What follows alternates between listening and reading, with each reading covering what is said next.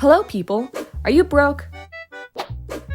Well, that's too bad, because I am. And today, I'm going to teach you how to be broke, but also make good content. For starters, I expect you to already have something like an iPad or a laptop on hand. Basically anything with internet access will work. I'll be splitting this video into two parts, one for mobile and the other for computer. Computer editing software tends to be a little bit more complex, so it's a little bit harder. So I'll be starting with mobile first. The main apps I recommend are VLLO and CapCut. Not only do they have a lot of features, but they also don't have watermarks. I use VLLO to put the video together, and then I do extra effects with CapCut. The layers are very easy to use in VLLO, which is why I use it to compile all the screenshots and videos together, as well as the background music and the voiceovers. However, there's a lot of effects and features that are blocked by a paywall, which means that you have to pay for them to access them. When starting to make a video, the first thing you do is tap on the photos that you want to put in.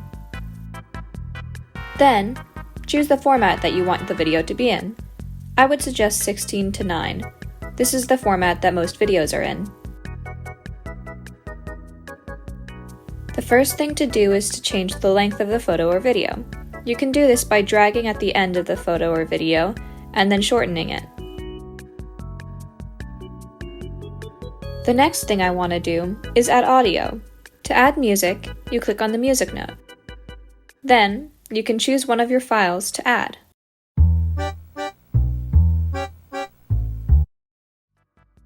Next, you can add any additional effects that you would like. Go to Motion Stickers, and then click Effect. There are many effects that are locked, but some of them aren't.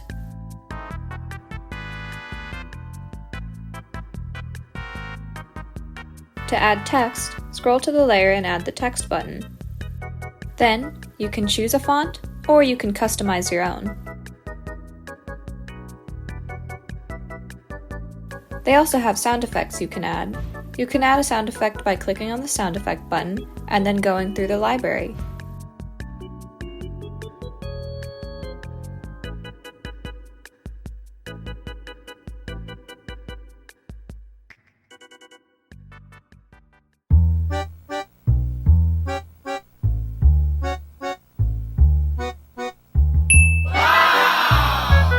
Once you're happy with the result, you can click the export button at the top right corner of the screen. This will save the video to the camera roll.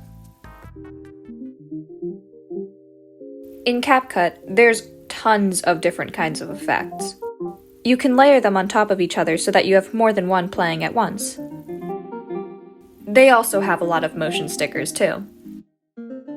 And I think my favorite part, the animations for the photos are all free. Starting a new project is very similar to how VLLO works. You just click on the video you want, and then add it.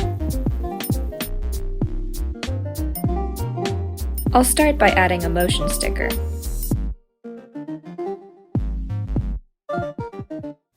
Now, I'll click on Animation and go to Loop. For this one, I'll use a wiper loop, and then make it slower.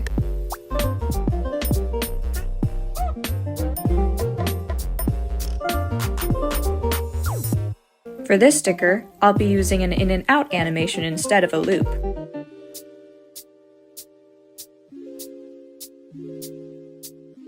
For this final animation, I'll be using keyframes. That is the button with the two diamonds right next to the undo and redo button.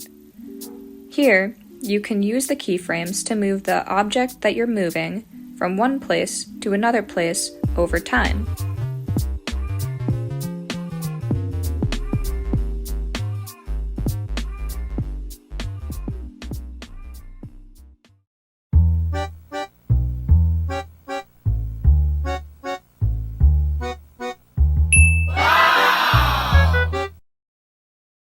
Let's say you don't want this logo at the end of your video.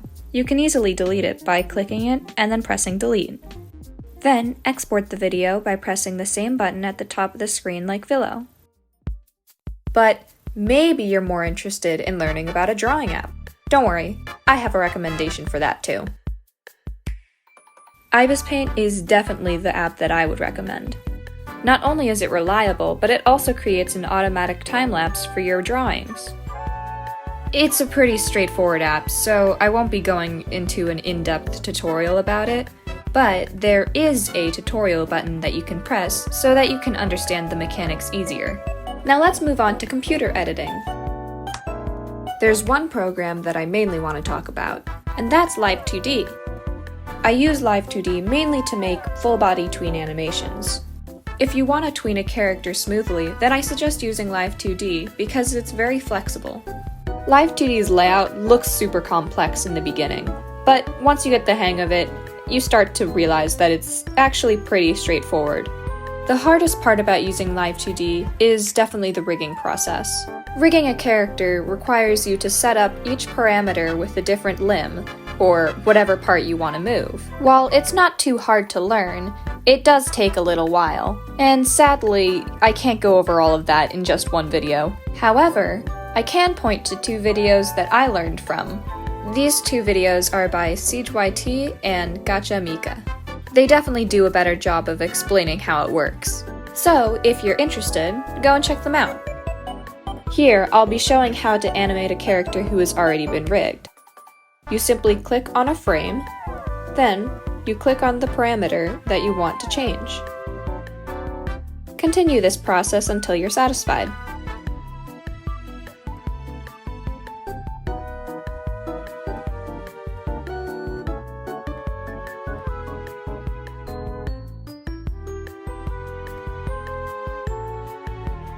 Now that we have the basic animation, let's add a background and some effects. Here's what I put together using the effects on CapCut.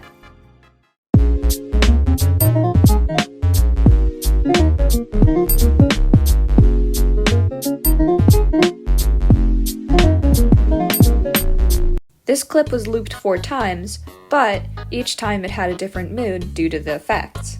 You can do a lot just by changing the effects and framework, although I've used a lot of effects. I've gone a little overboard, but I suggest you use some, just to emphasize the mood. And I think that just about wraps up this video. If you have any questions, you can post them in the comments below, and I'll do my best to answer them. Thanks for watching! Bye!